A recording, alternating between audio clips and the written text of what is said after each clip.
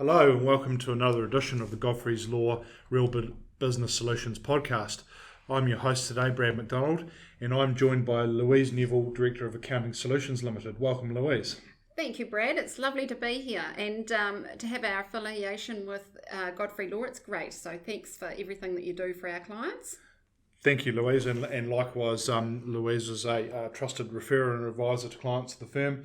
It's wonderful working with you, and you've got a wealth of knowledge to share, not only as an accountant, but as a business maestro extraordinaire, strategist, and I know that your clients speak of you glowingly, so it's fantastic. Oh, thank you. And we enjoy the relationship we share, so thank you.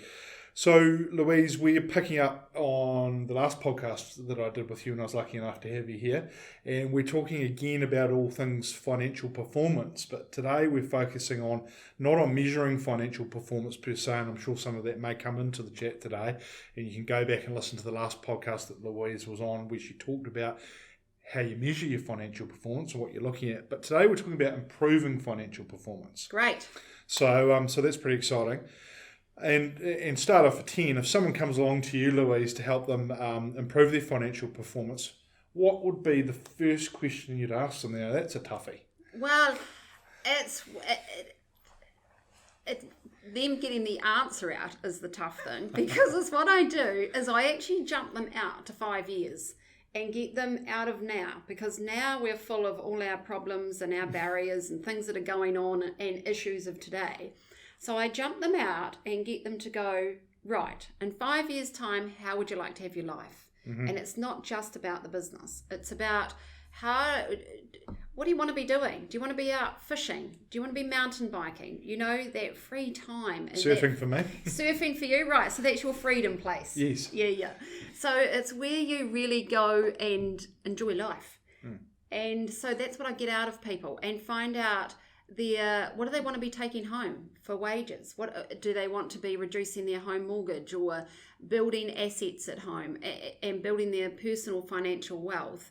What does that look like? How many hours do they want to be doing? And do they want to be sleeping well at night? You know, finding those issues out. And how do they really want to be spending more time with their family and their partners? So really getting out of them how they want that life to look, and that business. Because if you think about when we first went into business, we probably had a vision of how we wanted that business to look. Is the business looking as they wanted it to look? And what would that look like if they could wave that magic wand? What would that look like with no barriers? And so by getting them to that place, then I really know what we're aiming for. Of course, how can you know where you're aiming if you don't know the target? Yes, very good. And so rather than posing a question as I did to you, you are asking them, what is your vision and where do you want to be? Yeah, very good. That's exactly it. Yep. Yes. And it takes a bit of digging to get that out, because we've got a bit resigned and cynical over the years as different things happen along our business journey and life journey. And so it's pulling all those things back out. Wow, fantastic. That's I like that. So and looking at so we've got a vision. We're talking about the vision piece to start with, in terms of improving financial performance. Where do you want to be 5 years down the line? Once you've teased and pulled that out of someone, what are the steps that you would then take to do that with a client? So our next steps is, then we've got to see if it's reality. Can we actually achieve it? And just bring it back to that it's not pie in the sky. So ideally, we go through a strategic plan, and that's looking at the 5 to 10 year vision, and then we pull that back into a business plan. And a business plan is just for your next year. Okay. Where are you going to go over the next year? Yep. And so we get that quite detailed, so you know exactly what you're doing in the next 90 days. And if you think of a goal, if you can break your goal down into 90 days, and we pull out I call them 4 big rocks. What's the 4 big rocks and the drivers that's really going to change this business? Yes. And so if you can focus in on your 4 big rocks and bring them back to in the next 3 months. What do you need to do in your 4 big rocks that's going to make that difference over your next 3 months? And then break that right down to an action plan. And then put some key measures around it so you know if you're on track or not.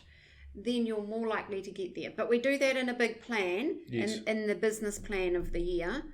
And then the other thing we do is we put a budget together. But we put this budget together differently. It's not last year's budget with an extra 10% on it, that sort of thing. It's, right, let's write down the bottom, and we start with cash flow, profitability, and then work up and go, what does this model need to look like in every area of the business to actually achieve that end result? So it's looking at it quite differently. Yes. And so that's the main thing, is what we do when to get a client looking at their business in a different way. Right. Okay. So the piece I'm taking out of that, there are lots of pieces actually, and I like the rock analogy and then breaking it down, so it sounds like you're in the quarrying business, is that this is going to require obviously some focus and some discipline and accountability, which I think is one of the key things where things fall down in business life. Is it's all well and good having the vision, which is so important that you've talked about, having the strategic plan with the business plan that flows through from that for the year ahead. But without, I guess, KPIs on that and accountability, it's all for naught, or could be. That's right. And where we've found our most successful clients get their best results over a long period of time. So if we take a business that I've been working with, say, for the last 8 years, they come in every quarter and we check off how they're going. But it's like a meeting where we go over the management. So how do all the figures look? How's all the key performance indicators? How's the cash flow? How's the wealth of the business? But then we jump into any new learnings that's needed. What's going on right now? What are the issues? And then any new learnings, any mentoring that's needed doing, and then accountability. So then we know where we're heading for the next 3 months, and then, but how did we get on in the last 3 months? And that's that accountability. So it's educating and supporting all the way. And then in 8 years' time, you'll find if you team up with a really good mentor, your life is going to be quite different everywhere, because it's not just about the business. It's about what's going on at home. Are you getting that downtime for yourself? It's all those things. Are you creating personal net wealth? And because your business is only the vehicle, whereas I think we get a bit stuck, don't we, in our businesses and have it that business is everything, but really it's just the vehicle for you to run the life that you love. So that's a really interesting point. I just want to pick up on that quickly. I was doing a leadership webinar, online webinar the other day. A chap in Australia was running it through ALPMA, which is an association of practice managers for legal practices in Australia and New Zealand. And he started off, talking.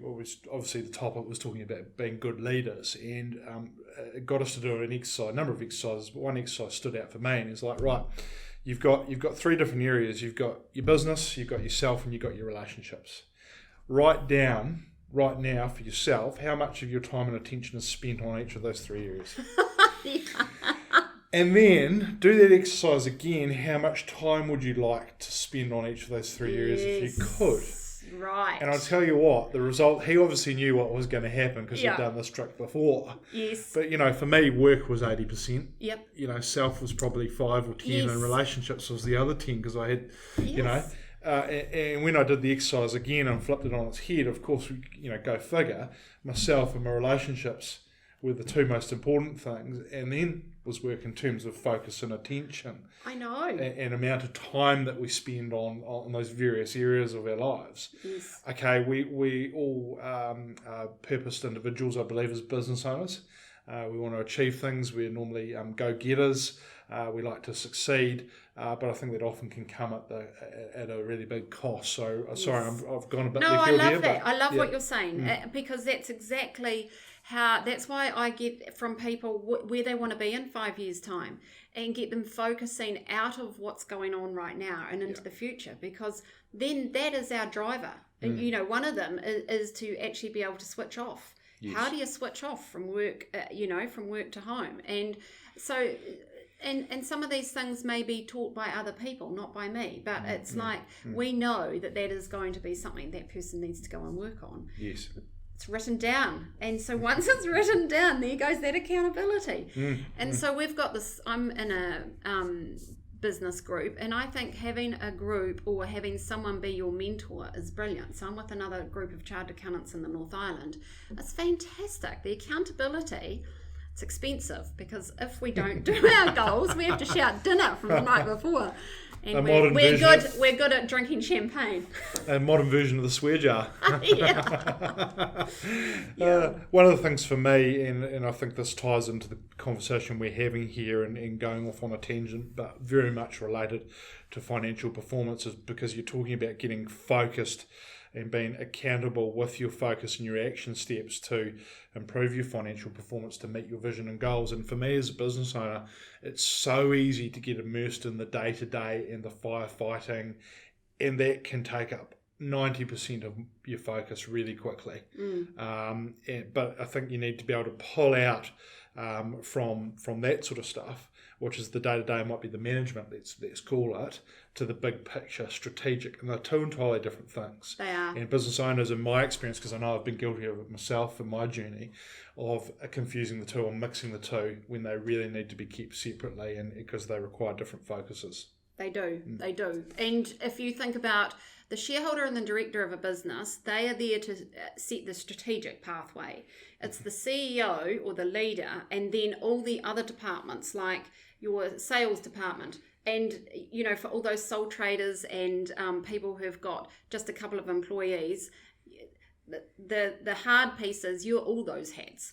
But the sales department, the marketing department, the HR department, admin, finance, and the IT division and the product development, they all are the ones who go and do the work and create. So it's the strategic plan. The leader goes out and makes all those departments create, and operations, I forgot the most important, because that's where the cash comes from. They're the ones that go out and get that to all happen. Now that sounds like it's a big corporation, but actually every business is exactly the same. It's just how many hats do you wear, and the smaller your business, the problem is the more hats you wear. But there are outsourcing options. Yes, because the more hats you wear, the more divided your attention and energies are. Yes. And there could be you can have a real danger of diluting your core purpose, your values, your vision. Yes. And you start compromising on a whole raft of things that otherwise you never intended to. No, that's right. Just thinking, Louise, switching tack a little bit when discussing improving financial performance. Obviously, we are presently and sadly in the age of COVID-19. So what I'd term a black swan event. And, obviously here in Christchurch, where we're based, we're no strangers to what I'd term black swan events. The Christchurch earthquakes, the mosque shootings, the Port Hill fires. I mean, the list goes on. We've had a number of different tragedies over the last decade or so here in Christchurch, where everyone collectively together, whether you be a business owner or not, has had to navigate and deal with. So we've had some real hardships.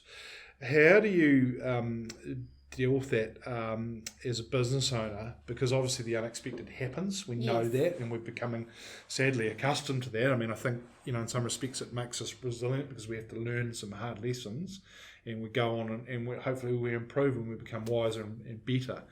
But what can companies do in a situation, a black swan event, to, I guess, either protect or improve their performance in those sorts of situations? Because I know over the last year or so with COVID, there are some companies that have really thrived and others that haven't, and sometimes that's been out of their control if you're in tourism or hospitality. But I think some companies have made some really smart decisions and others not so. So any thoughts here in terms of financial performance during these sorts of times, and what you should be doing as a business owner or thinking about? Yes. So this actually takes me back to the Christchurch earthquakes 10 years ago. And that was my biggest learning curve as a chartered accountant, is what to look after in your business and what to watch on a daily, weekly, monthly basis, and then how to keep improving and moving forward. One of the biggest things, I just want to share something personal, was making decisions, doing it and getting on with it. I remember back in the earthquake time. Yes. And so if we go back to COVID, it's the same as make a decision, do it, move on.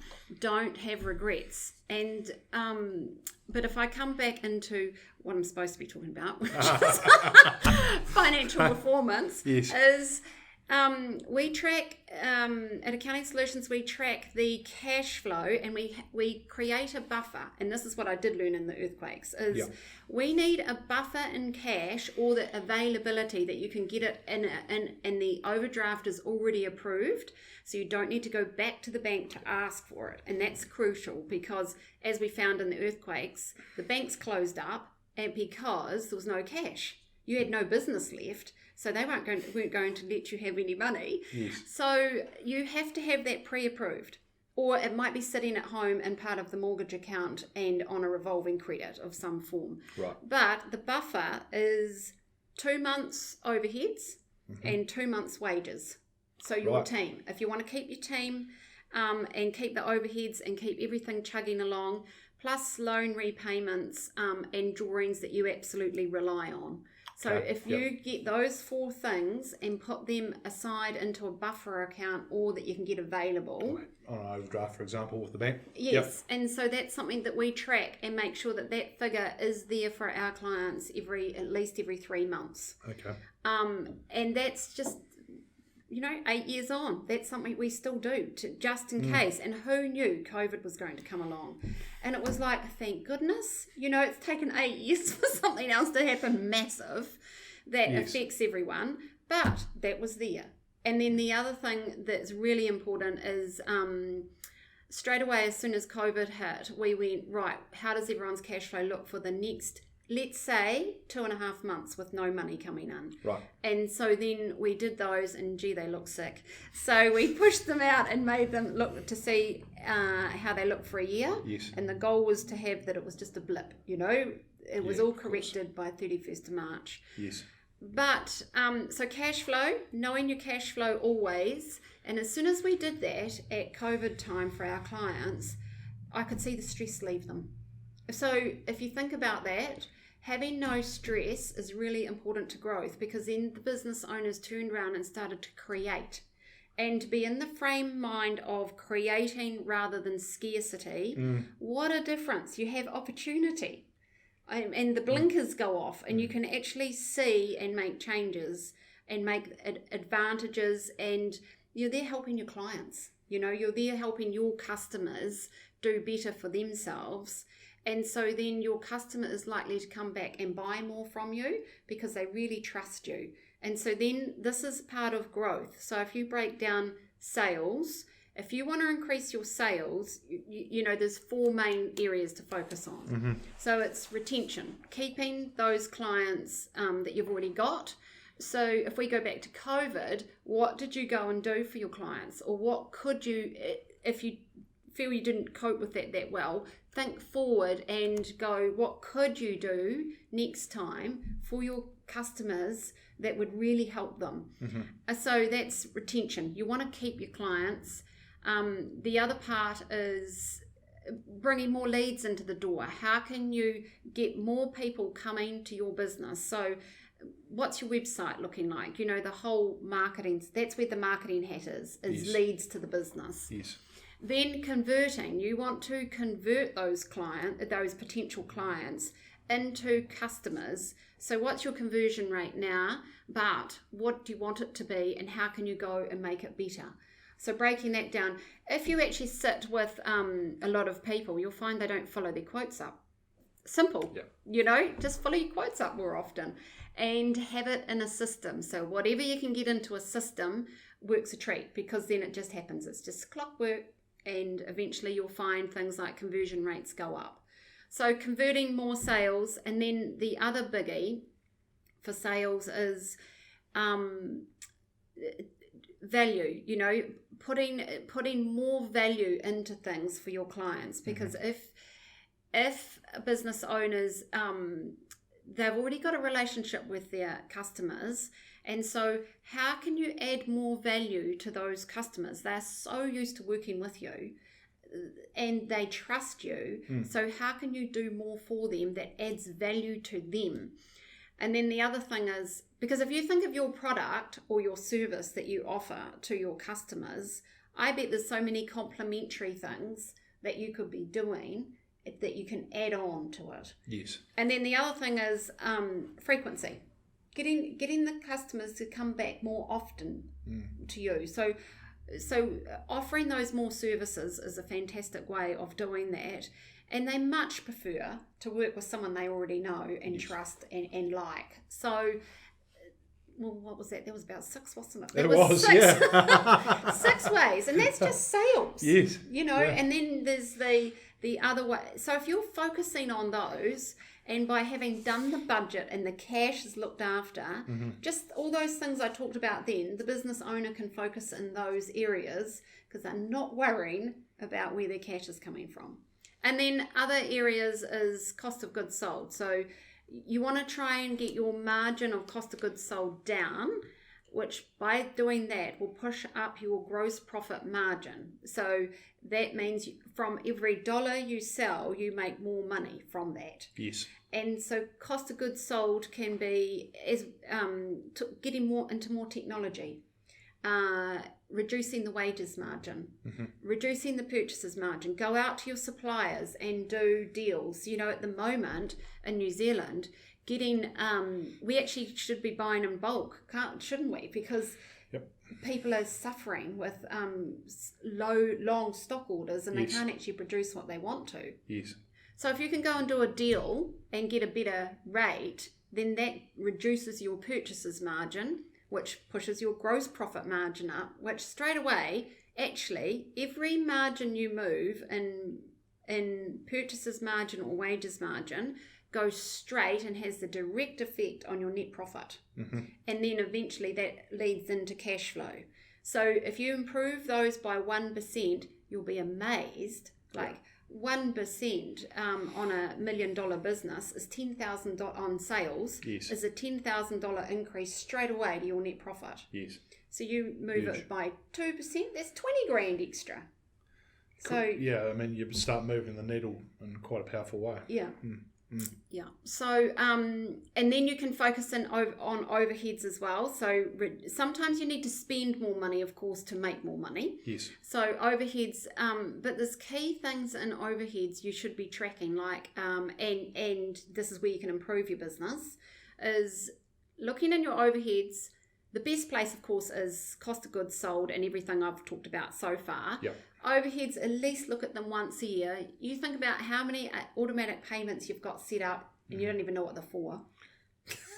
And think of like, iTunes and things like that. Yes. It might only be $10 or $100 here and little bits, but they soon add up. And are you using them all? Exactly right. Yeah, I mean, so, I know that for us here, all the different licenses we have and all the automatic debits for those, and here, there, and everywhere. So that's a really good point. That adds up really quickly. Yeah. And the other piece in overheads is look at your big things like rent. Are you actually utilising that space? Yes. And there's things within that, and look at the big parts of overheads and marketing. Are you actually spending enough in marketing? And are you tracking it that you're actually getting conversion from that marketing? So that's another area, is you might need to actually go and spend more on marketing, and something like business development, like what we do, is mentoring, getting a mentor on board and spending more in those areas that you know is actually going to turn around and create a lot more money for you. Yes. So, yeah. Wow.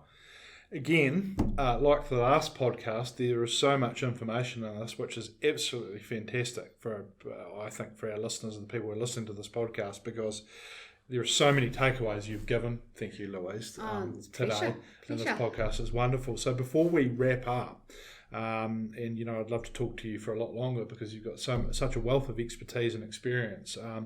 And I love how you weave the personal into the practical, which is fantastic. And that's what resonates with me and resonates hopefully with our listeners, and I know it resonates with your clients. So before we wrap up today, improving financial performance, so much in it, so many different things to be looking at, and so many ways you can shift the needle. Any takeaways or golden rules for companies or businesses out there? Yes, a golden rule would be, really doing the strategic plan, doing the business plan, critical, but being open as well, as you can actually have your cake and eat it too. You can actually get out of life what you want. It just may be a different mindset. And so going through and doing something like a strategic plan really helps resonate and move that for you. So take an independent mentor on board. It's great to have your wife or husband or partner, but they let you away with things. And find someone that is warm and will also educate you and support you and go on the journey with you. So I think they're the golden rules. Fantastic. Well, there's a lot of wisdom in that. Thank you. Look, wonderful to have you on board again today. Really appreciate you taking the time out of your busy schedule to come here and disseminate your knowledge and experience to our listeners today. So thank you for joining us, Louise. Oh, well, thank you, Brad. I've really enjoyed it. And I think probably the biggest thing is business is the vehicle to a wonderful life. Like, you and I went into business, didn't we? Because we had a passion about something that we wanted to express. And so business is that journey to a wonderful life. Well, that's what I believe. Great analogy, because I'm a car nut, so I get that.